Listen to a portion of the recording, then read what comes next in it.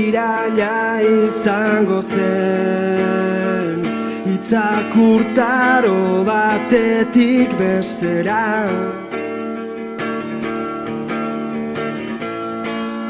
Aria du izena Berri Txarrak taldearen 7. diskoak. Estatu Batuetan grabatu dute Ross Robinson ekoizle ezagunarekin ia 2 hilabete iraun duen prozesuan.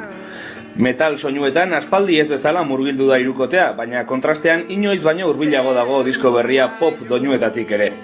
Diskoa aurkeztu aurretik hitz egin dugu beraiekin Lekunberriko lokalean. Gaur da lehenengo aldia egin duguna lan, benetako ekoizle batekin, kantuen inguruan bere iritzia eman duena, kantuen ataletan eta zatietan bere proposamenak egin dituenak, eta ez da izan inongo inposaziorik eta musika gutxi gora bera berdintxu ulertzen genuen.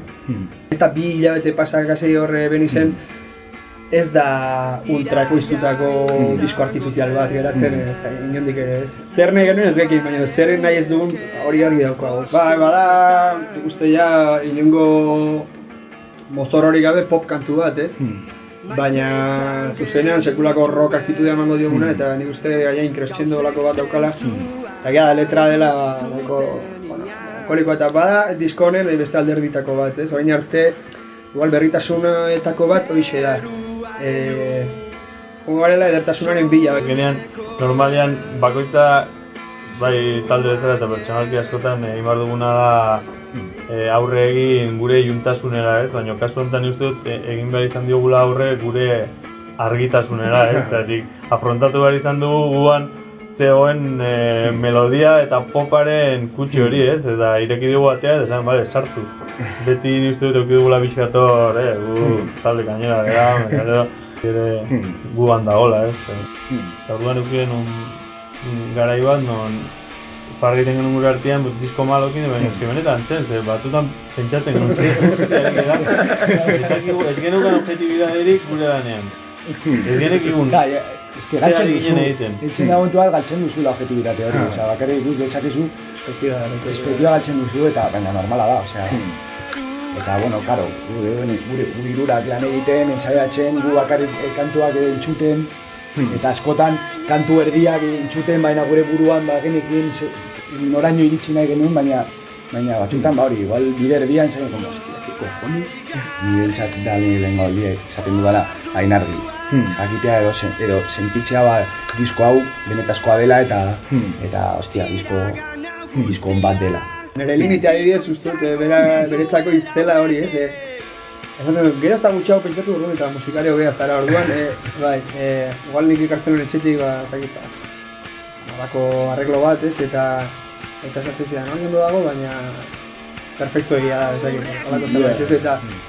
Eta egin egozen gauza, hori izan ezik, eta reki ematen zion, eta zu hostia, eta zer egin gut, ez? Eta gaina jartzen zizun, justo pasarte egin du eta 2 segundo lehenago, eta orduan behartzen zintuen hori improvisatzera eta beste egiten duzun, ez? Eta hortatik adibidez uste dut irakasten badan hori dugula hortik. Saiatzen zen gu jotzea behar genuen energia horrekin, eta gero akatsak goizu zitzaien inporta. Gero batzuk konpontzen zituen eta gero beste batzuk ez zituen konpontzen. Eta diskan badire akatsak entzun daitezke ere. Gero ere diskan entzun daitezken beste badagoza dire bai oiuak, atzetik bukatzen denean kantu bat, hor momentua motatzen un oiu bat hori utzi du, edo askotan ere diskatan, normalean, nire behintzat grabatu ditudan diskatan, gitarrak eta bateria soinu txiki horiek daudenak silentziotan edo justo distorsioa sartu behar dutunean eta sartzen dela pixka lehenago eta hori guztia beti garbitu izan dugu. Eta kasu honetan dago dena hor. Gero, disko malorekin batera beste broma bat gurea zen, hau dela pop gogorreko disko bat, ez? Pop gogorra ditzen genion. Alde hortatik. Horretzako pop disko bat da, estruktura aldetik eta ere nik uste poperoa dela.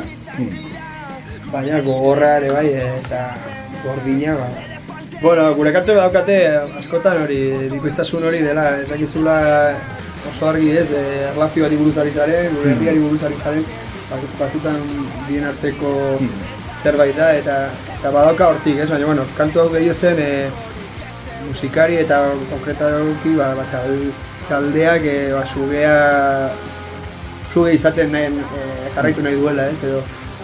Eta, bueno, azken urteak ez dira oso xamurrak izan, eta hau da orain ja, bueno, ateatzen dugun emaitza, eta bueno, gero lotzen du baita ere musikari izatean, arrasti izatearekin, eta iruditzen badu dela horre, bueno, aldekotasun batzuk ez edo parekotasun batzuk, eta, bueno, ozka egiten jarraitu nahi dugula, ez.